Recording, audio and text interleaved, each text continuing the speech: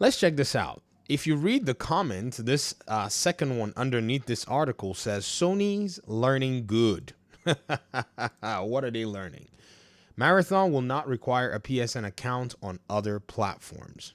This article, written by Insider Gaming, is by Sam Sepiol, and basically they're talking about this. And so, Marathon developers have confirmed that players will not need a PSN account to play the game on PC and Xbox. Interesting. Now, you all remember Helldivers 2 and the debacle and the fiasco, right? I guess in seeing how well that game did, their knee-jerk reaction basically, maybe made them feel people really want our game. So let's basically cause them a little bit more discomfort because they really need our game. But excess supply exists in the gaming market. And sorry, there are not that many people that need your game.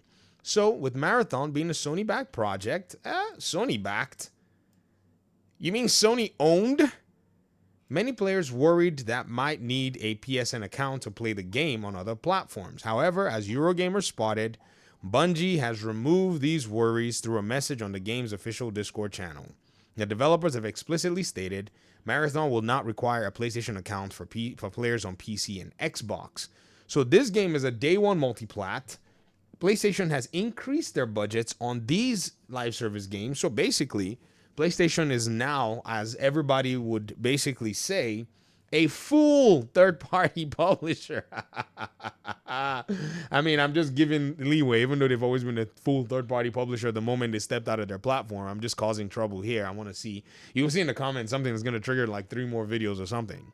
Several of PlayStation's initial releases on PC came with a PSN account requirement. Many might remember the whole review bombing fiasco with Helldivers 2 when it released on Steam in early 2024. Since then, PlayStation has learned that players on the other platforms do not wish to use a PSN account and have made the sign-up optional, and also tried to incentivize it for their recent releases like The Last of Us 2 Remastered, God of War Ragnarok, and more. And now with the latest confirmation, Marathon can be added to the list of games that don't require a PSN. Now, this is not something to sit here and celebrate. In fact, I think the sad part is that it even ever existed, that after you've already created a Steam account, every other publisher, except some annoying ones like Rockstar and such, wants you to come back and get another launcher. This has, for the most part, basically gone ahead and influenced their sales negatively. And I think, maybe PlayStation thought itself to be on that same level where people would probably say, all right, we're going to go ahead and do it. And then still at the same time, go ahead and, give them a new sign up. But it just didn't work for a lot of the PC gaming community. And especially the fact that they brought it for single player games. I think they went really heavy too. And then also they have restrictions on PlayStation, network. So now I think they're looking at Steam and saying, hey man, let's get this game worldwide and then we're going to flag it under Bungie so that more people can buy copies of our game. That $3 billion investment, we're going to need to make our money back. And they've gutted Bungie. They've changed up the entire DNA, in my opinion anyways. They changed up a significant piece of Bungie as an independent studio. Marathon has been under wraps since its initial reveal, but players will finally learn more about the game April 12th. So here, in about a few hours, you should have, depending on when you're watching this video, heard of Marathon or heard more about Marathon and such.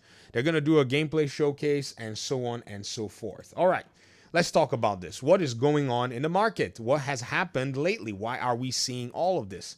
I'm going to walk you guys through kind of like the data points that are here. So PlayStation basically, I think 2 years ago, decided that they were going to increase their live service investment to 60%. They started out with 55% and then eventually decided that they were going to go ahead and move to 60%. If you look at the World Observer article here, it says the Japanese company started heavily investing in games as a service area in 2022, shortly after its $3.6 billion Bungie acquisition. Sony planned to increase the share of investment in live services to 60% compared to traditional games during the current fiscal year ending March 31st, 2025. Now, this has also been reported about, in different time slots. In fact, this is January 25th, 2025, actually.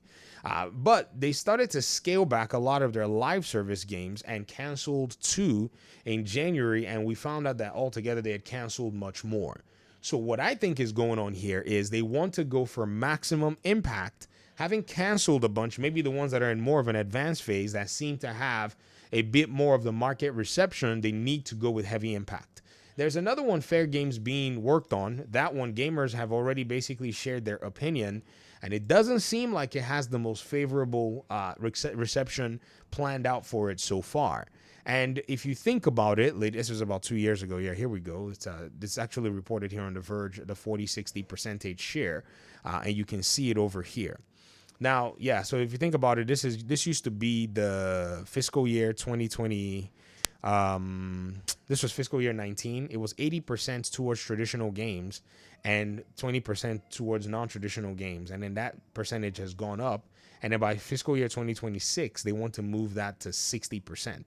I told some people that, they were going to be allocating more in terms of that. And seeing that actually basically, and so what they're gonna do is they're gonna grow the budget. This is what people were trying to tell me back then. I think some people were trying to explain it to me and say, hey, they're increasing the amount that they're putting towards their single player games, but just increasing much more everything in general. So the live service is gonna be 60%, and this is gonna be 40%. Here's how I read this. Anyone who sees this, right, will say, well, day and date and all this stuff. But we know that model is actually kind of weird. So permit me here, The Verge, to make an illustration of your little chart that you have going right here. So let's go ahead and do some work, right? So if I look at this is the bigger piece of the pie right here, right? This is the piece of the pie, and this is the smaller piece of the pie. So this is basically, that's not 40%. Let's just say this is about 40% of the pie right here. What is this? I need a pen, not a, I need to draw. Okay, let's just say this is 40% of the pie, and this is this, right? All these games are going to PC day one. In my mind, I don't see any way that anybody can try to come and fool me and tell me that these are PlayStation's tentpole games in the financial sense. In a, more official sense, they'll call it their tentpole games, but they're all coming to PC anyways at a later date. But these are the ones that carry the higher investment cost, I think, or the ones that collectively carried the higher investment cost.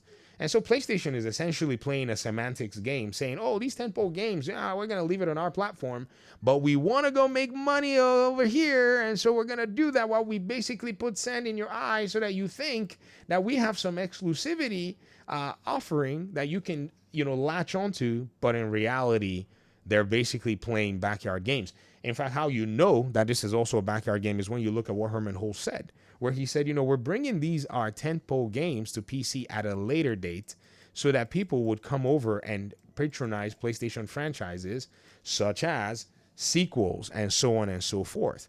However, what we've seen is with these so-called sequels, they're all making their way to the PC platform. In fact, more recently, the most, if you go and look at The Last of Us Part 2, there it is.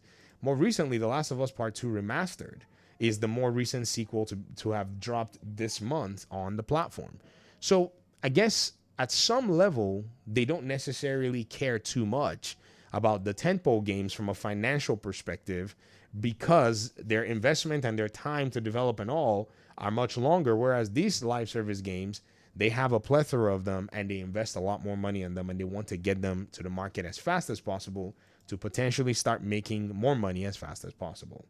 Comment section, talk to me. Thanks for watching the video. Peace out.